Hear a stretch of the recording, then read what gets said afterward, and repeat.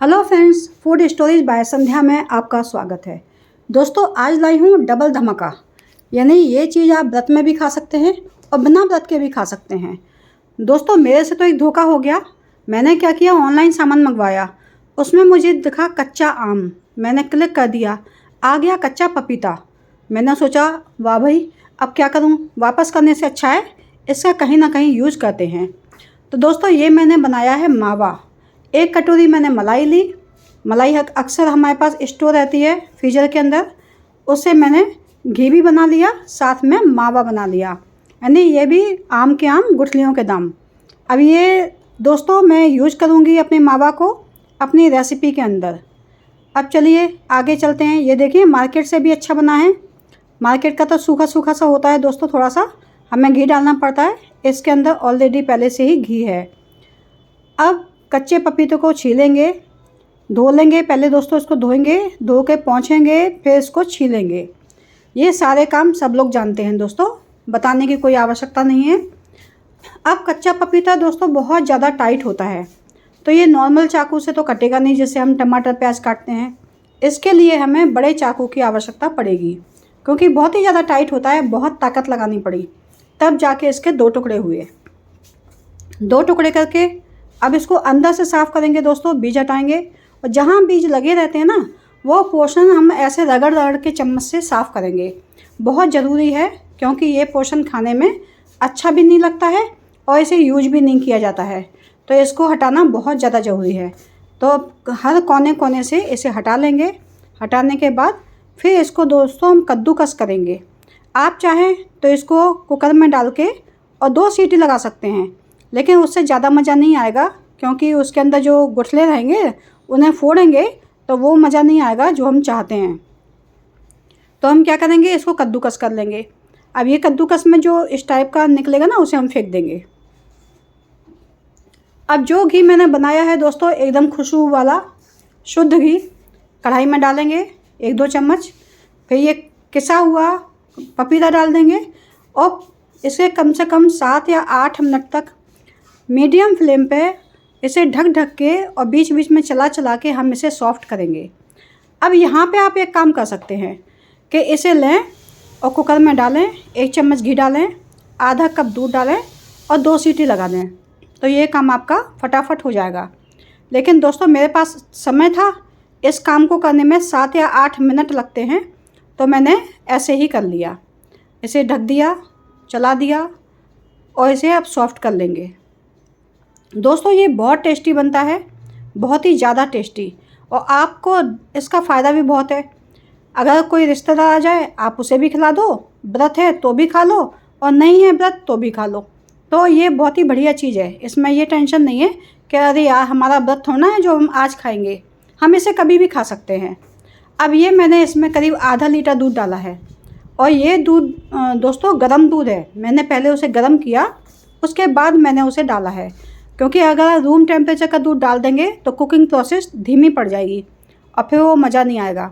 तो दूध को पहले साइड में गर्म कर लिया था, उसके बाद गर्म दूध को डाला है। अब यहाँ पे वही वाला मावा है जो मैंने बनाया है। इसके अंदर ढेर सारा घी भी है। हमें ऊपर से कोई घी नहीं डालना पड़ेगा कि हमें इसको पकाने के लिए या भूनने के लिए हमें घी डालना पड़े।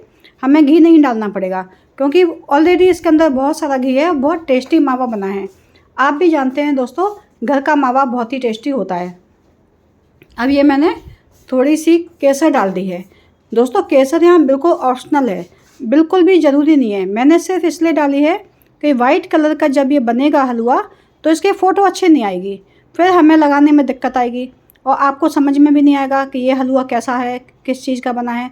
तो मैंने सोचा थोड़ा केसर डालेंगे तो इससे कलर आ जाएगा, तो फ़ोटो भी अच्छी आ जाएगी। अब इसके अंदर शक्कर डाली है, मिठास भी चाहिए भाई। तो मिठास के लिए या तो आप मिश्री डाल लें, अगर आप थोड़े शौकीन हैं आप मिश्री डाल लें, या आप शक्कर डाल लें, या देसी खांड डाल लें।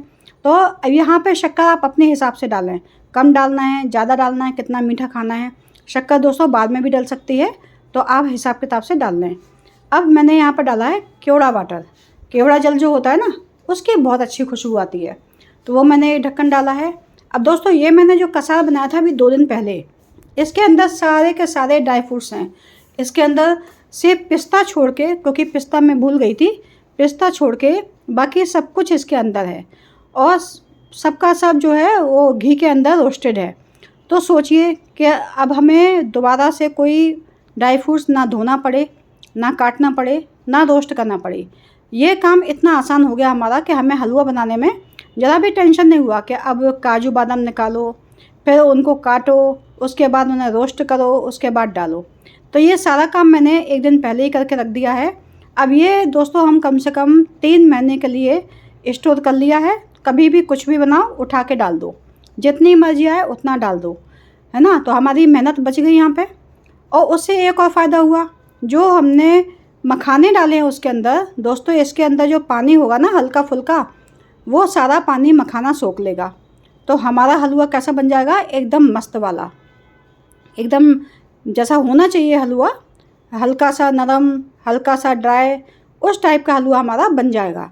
क्योंकि जो मखाना है वो टेस्ट भी देगा, साथ में इसको पानी पानी भी नहीं होने देगा। अब ये बन चुका है, तो अब इसे निकाल लेते हैं एक डिब्बे के अंदर। जिससे क्या है, जिसको गरम खाना होगा तो दोस्तों गरम करके दे दो, जिसको ठंडा खाना है वो ठंडा खा लेगा।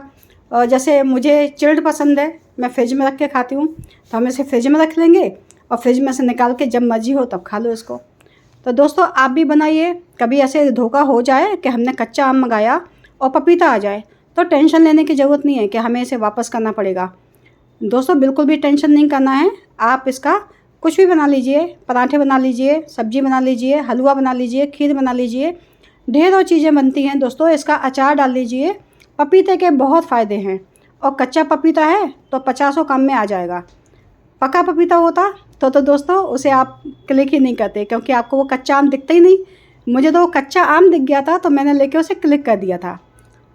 अब दोस्तों आप बनाइए, खाइए, परिवार को खिलाइए, बच्चों को खिलाइए।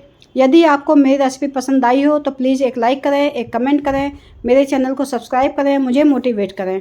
और मेरे चैनल को देखने के लिए आप लोगों को बहुत बहुत बहुत बहुत धन्यवाद। तो देखिए दोस्तों, बनाइए और बना के बताइए कि आपने कैसे बनाया है। Thank you.